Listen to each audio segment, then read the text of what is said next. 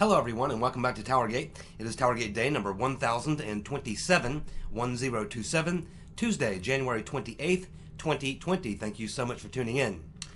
Okay, we have some things to talk about today for sure, including some very important Seth Rich news. But first, let's go ahead and get to the first topic.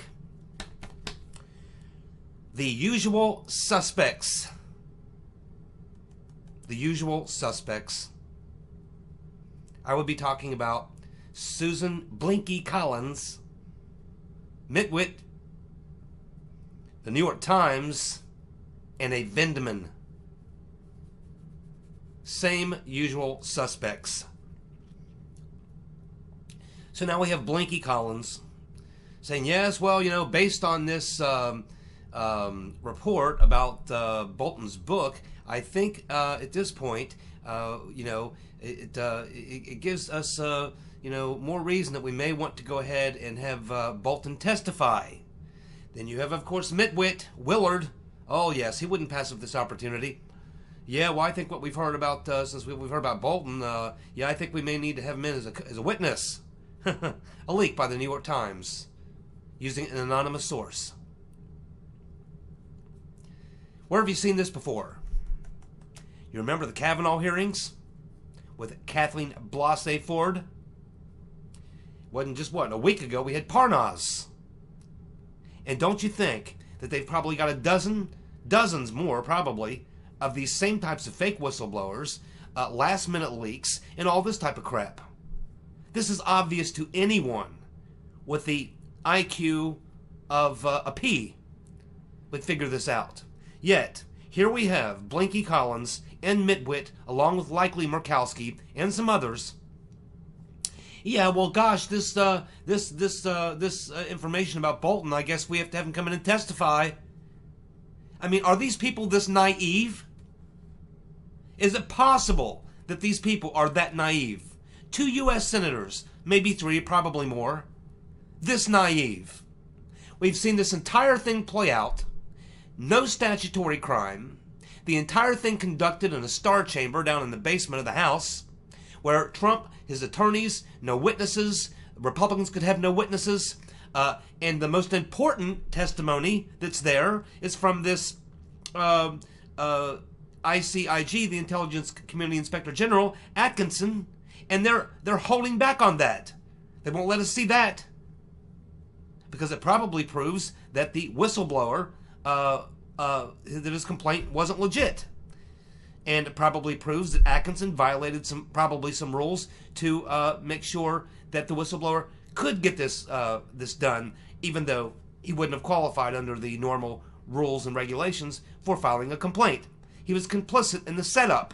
That's why the bug-eyed fool and the House impeachment managers don't want us to see his testimony. Do you hear Mittens, Mitwit, Willard, Romney? Do you hear Blinky Collins, Murkowski, or any of them talking about why we need to see that witness testimony? Are they completely oblivious to the fact that the entire process in the House was the most ridiculous, unethical thing that you could ever possibly imagine for a House impeachment hearing? Are they that ignorant? I don't think so. Are they that naive? I absolutely guarantee you they are not. They know exactly how the game is played. This is political BS. These people suck. If this is your senator, if Mitwit is your senator, if Blinky Collins or Murkowski are your senator, you need to be on the telephone tomorrow. I'm watching my senator very, very closely, and he's been making similar things. Believe me, I'll be giving him a call. His name will be Rob Portman. If I hear that scrawny little punk say a single word about witnesses, I will be burning up his damn phone line. I got his number on speed dial. He's heard from me before. It's been a while, but I'm not letting him slide on this. This entire thing sucks. And this is the whole point of it. If this were a legit hearing, if this were a legitimate process, and there really was a witness, and you really need to hear from him, and there was a statutory crime, if there was any of the things that are normally required for an actual impeachment, a legitimate impeachment, and an actual process that's fair and ethical, I would say, yeah, well, I guess you got to have the witness come in. But this entire thing is a freak show. It's a circus. It's the Kavanaugh Part 2. After seeing what went down with the Mueller thing, after seeing all the other things, all the leaks, all the fake stories, all the fake news, all the garbage we've seen up to this point, and these three sons of bitches want to sit here and play the game with them? It's absolutely disturbing. Absolutely disturbing. Does Mickwit and Blinky Collins think that they're somehow going to be loved and adored by liberals in their states if they stick it to Trump a little bit? What, they think a bunch of liberals are going to come out and switch parties and vote for them? I don't think so. This is pure politics. That's what makes it so sickening. Because when you get into pure politics, something like this, you got to toe the line and stick with your guys. These people are traitors. Traitors. They said we have a 53 seat majority in the House and the Senate. Bullshit. Bullshit. I almost wish we could force Blinky Collins, Murkowski, and Romney, force them to switch parties and become Democrats. Force them to become Democrats. Kick their ass out of the party. That would give us a 50-50 tie in the Senate, which means the vice president would break the ties. And hopefully, they all three would be challenged by honest, decent, ethical people.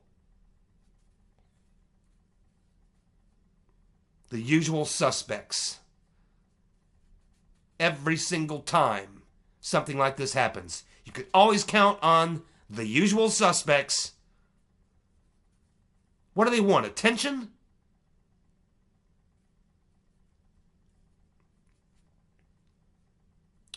It doesn't draw any question in their mind.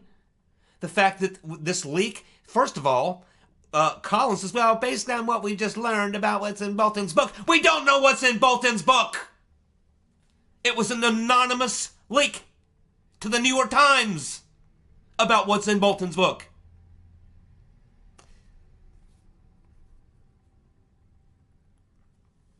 And Mulvaney has already come out and made a statement saying, well, based on what was in that story about me talking to Bolton and him sharing this information, none of that's true. He never said anything to me about conversations he had with Trump about, Ukraine aid. So I don't know what he's talking about. Well, there you go.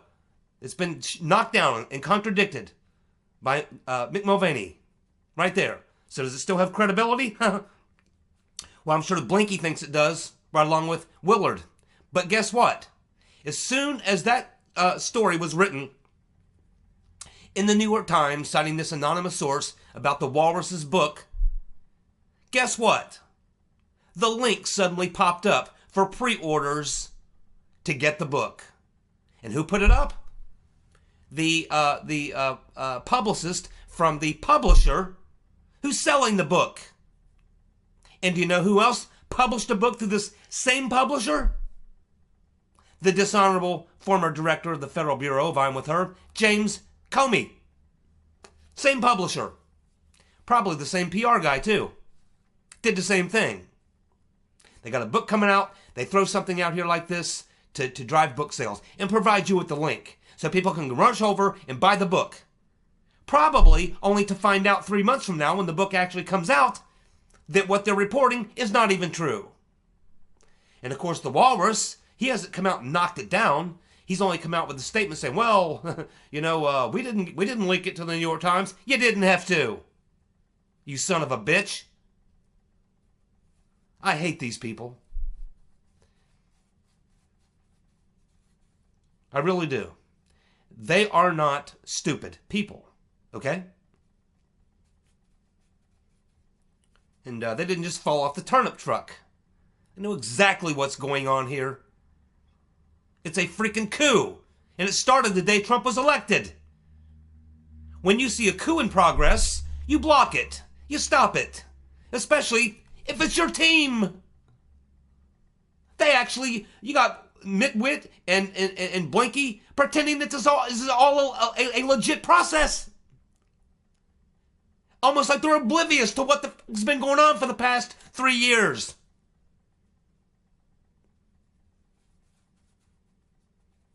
I'm sick of these people. The usual suspects. Burn up their damn phone lines.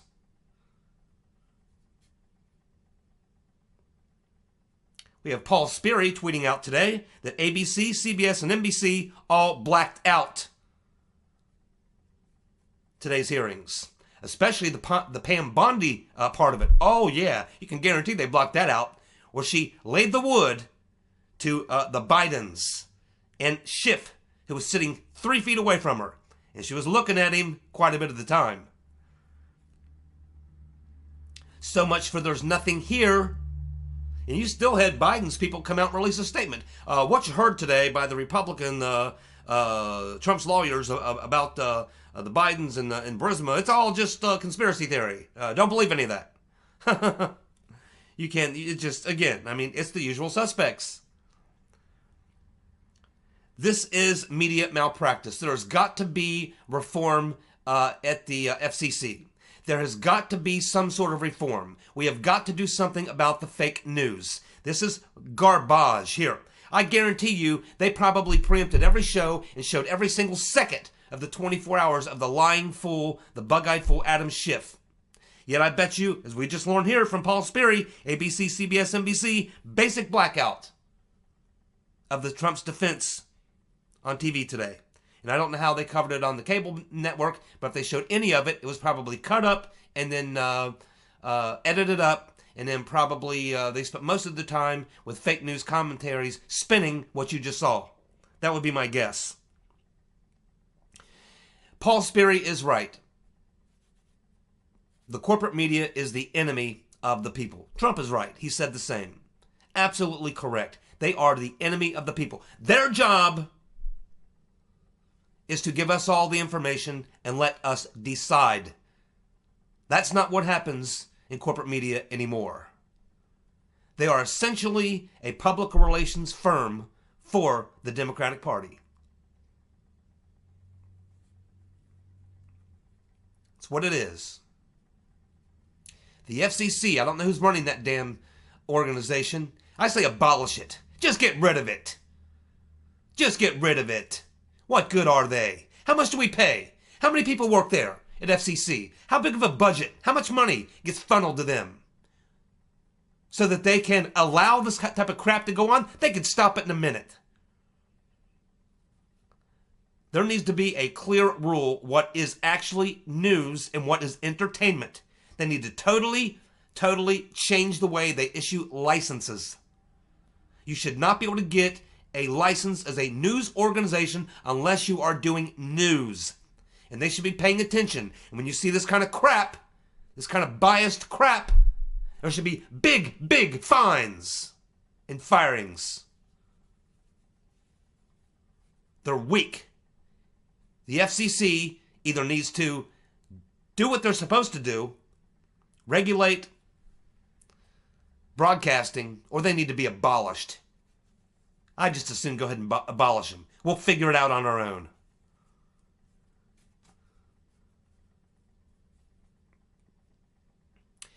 Well, we were talking a couple of weeks ago, about 2 or 3 weeks ago, about this hack, this rectal rim shot, David Criss from the Department of Justice, who was appointed to oversee the FISA reforms. And we went through his bio.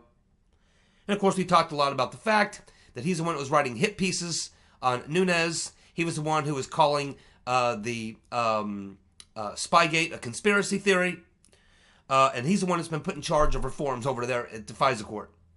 But now we find out that he was actually requested by the Washington Post, requested Chris to write op-ed pieces for the Washington Post, specifically to attack Nunes, right after he released his FISA memo outlining the FISA abuses, which Chris then wrote a report basically referring to Nunes as being 100% wrong and rogue.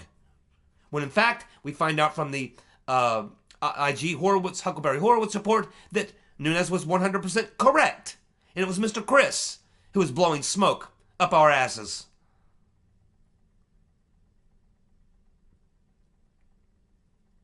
And we're finding out now that he wasn't working alone. No, he wasn't working alone.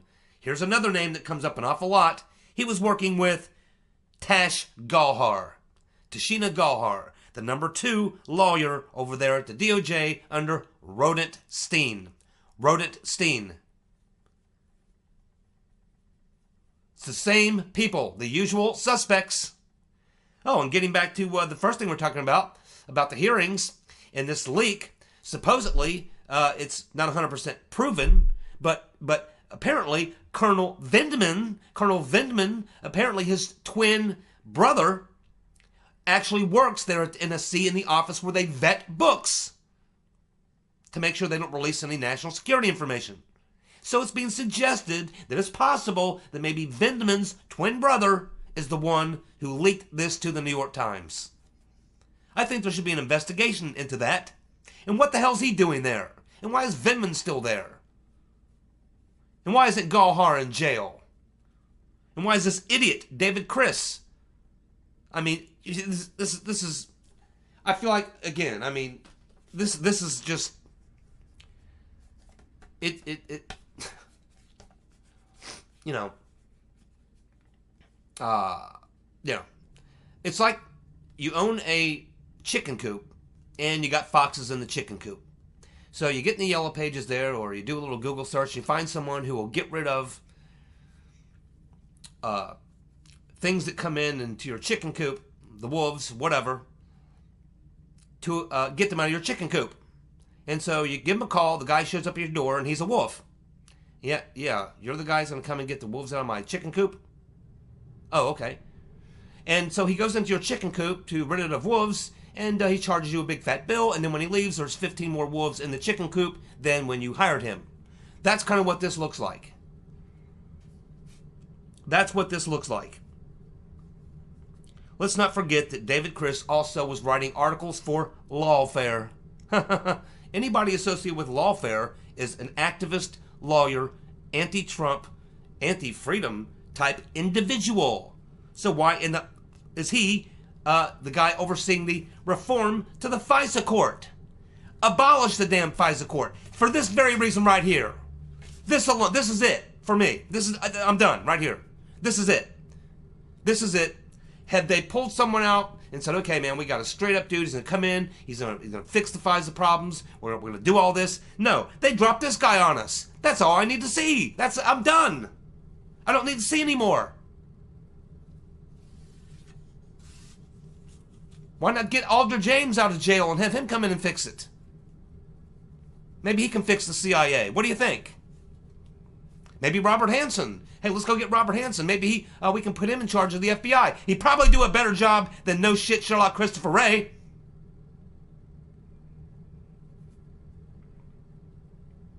Here's Mulvaney's statement.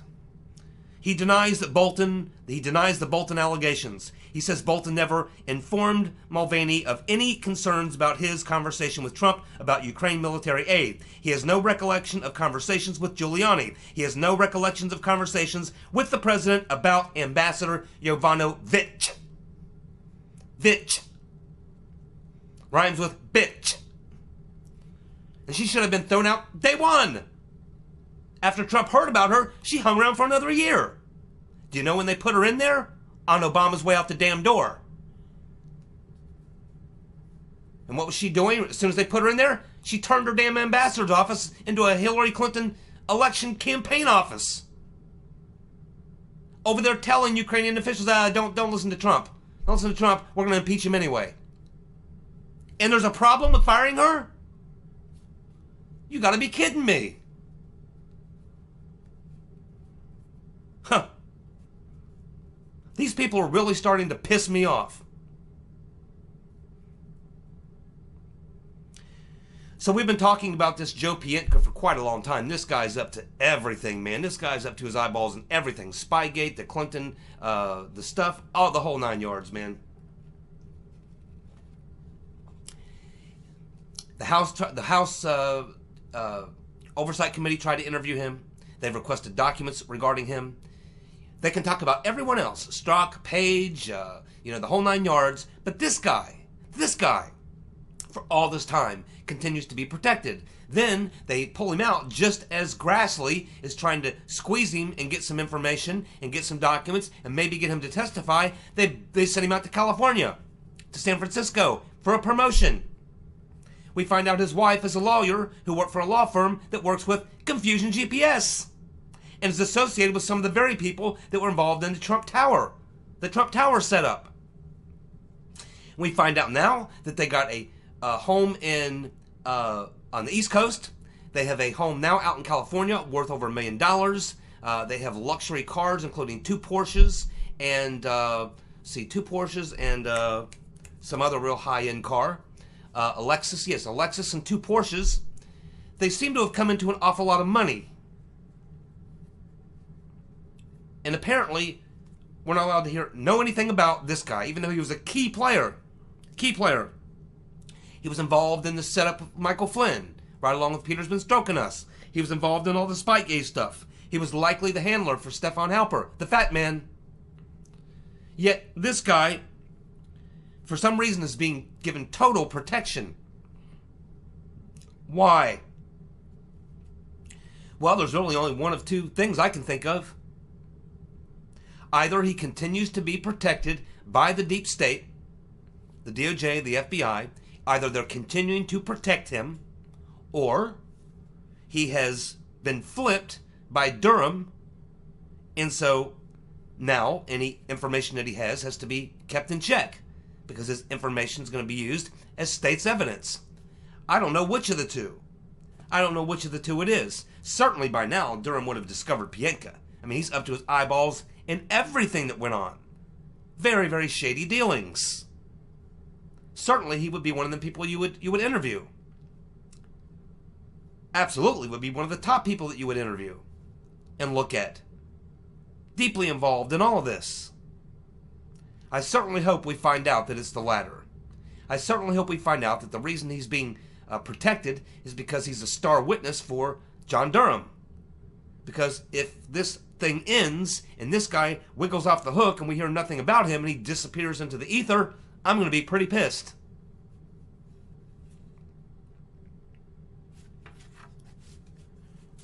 Wow, this story here. So we talked a while back about this attorney, Ty Clevenger, representing Ed Butowsky. Ed Butowsky is the man who claims that this journalist told him that she met with Julian Assange, and Julian Assange told her, Ellen Ratner, I believe her name was.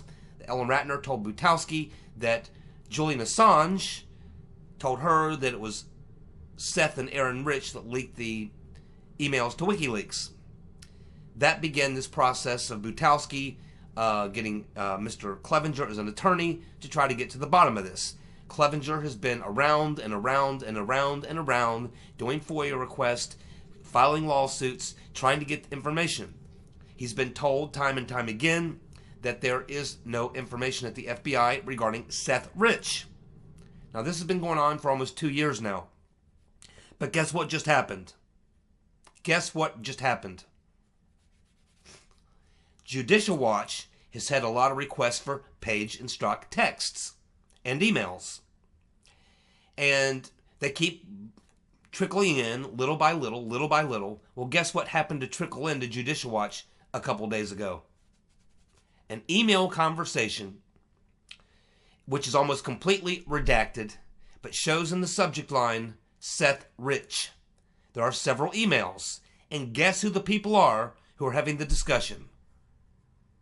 Peter's been stroking us, Loose Lisa Page, and Jonathan Moffa are talking about Seth Rich.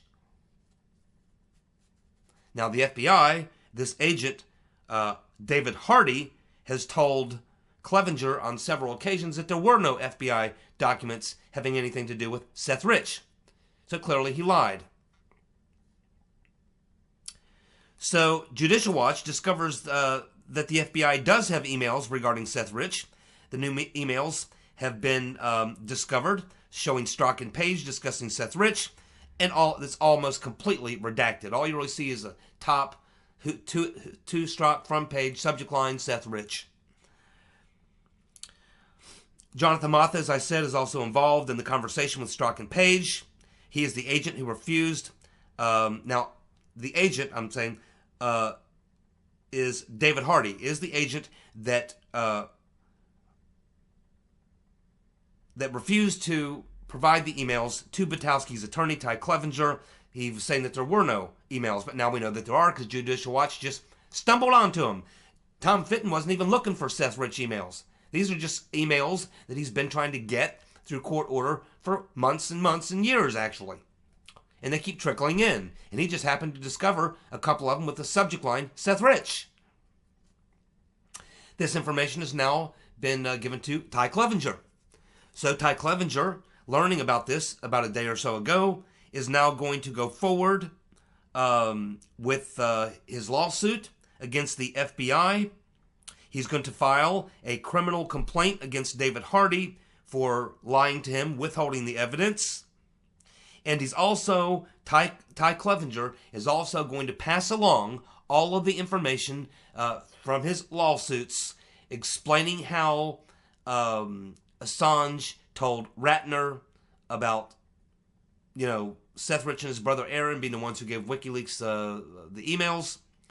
And all that information's all going to be given to John Durham, along with Inspector General Huckleberry Horowitz. Christopher No Shit Sherlock Ray. He's the top dog over there at the FBI, is he not? He sucks. He should be fired immediately. He should be castrated, stretched, and then quartered, and then held accountable for his crimes. Sick of him too. Another usual suspect.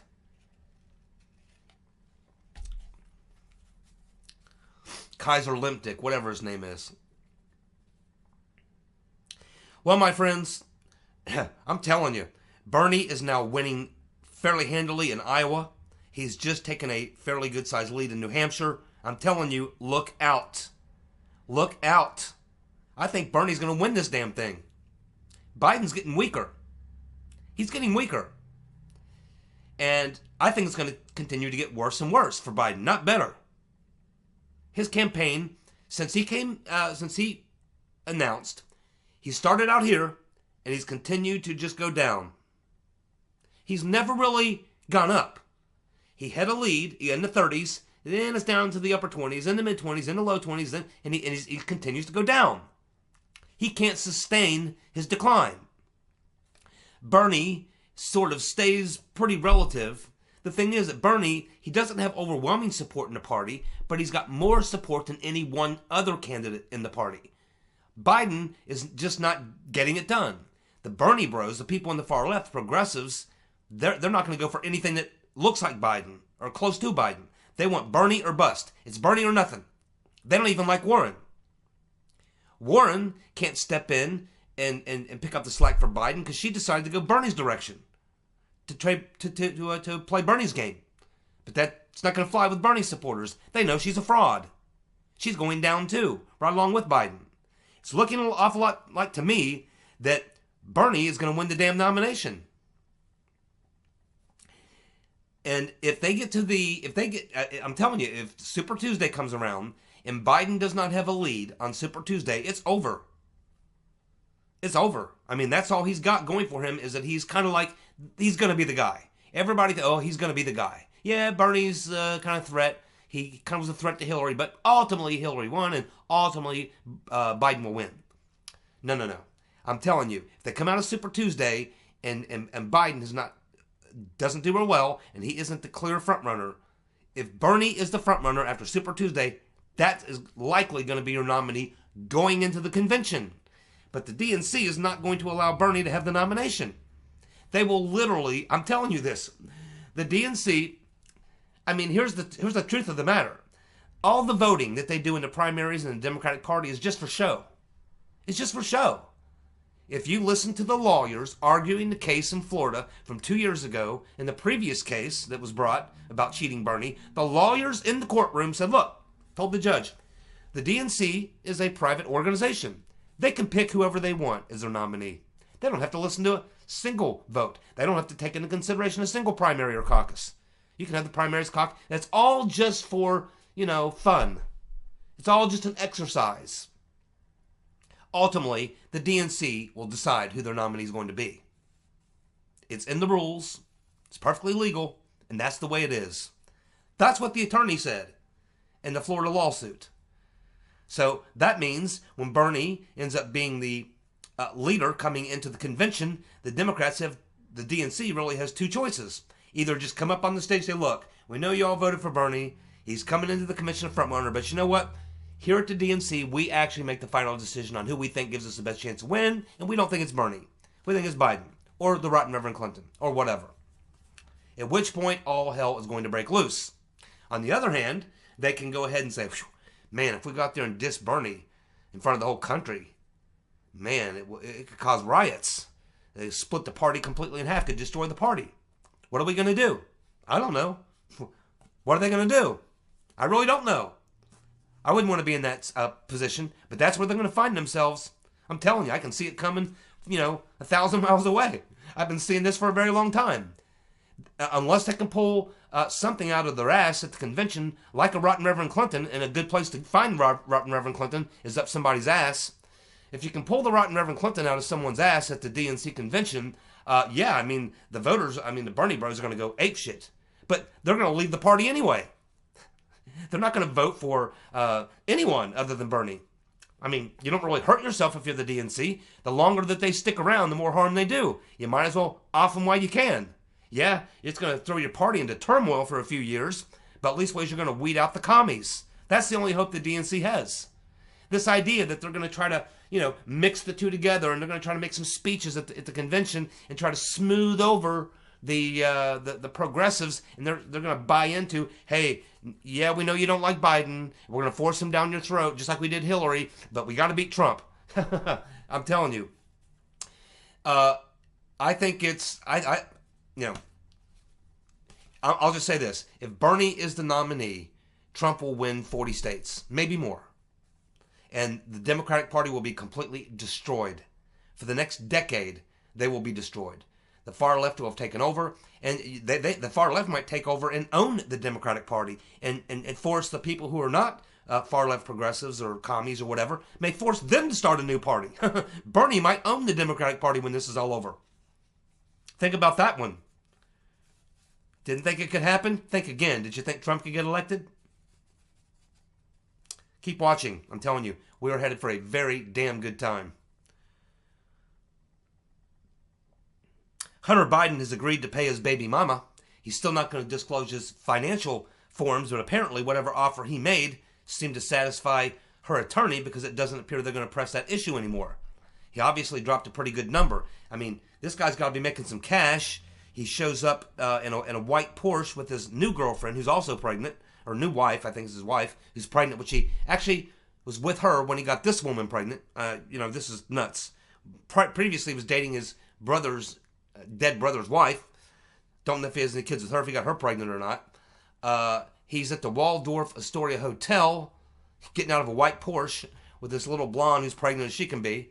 And he's on his way to court to go make some sort of I'm sure, very lucrative offer to shut this woman up. Where do you think that money's coming from? He says he don't have any money.